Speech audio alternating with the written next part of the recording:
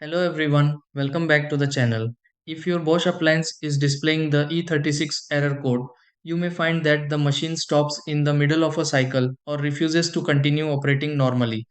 Error codes can appear because of drainage issues, sensor related interruptions, or temporary electronic glitches within the Bosch appliance. Since several conditions can contribute to the E36 message, it's helpful to perform a few basic checks before assuming that a major repair is required. In this video, I'll guide you through several troubleshooting steps that may help clear the E36 error and restore your Bosch appliance to normal operation. Try these. Step 1. Take note of the E36 code shown on the Bosch appliance and stop the current cycle. Step 2. Disconnect the Bosch appliance from the power supply to perform a reset. Step 3. Leave the Bosch appliance powered off for a few minutes before restarting it.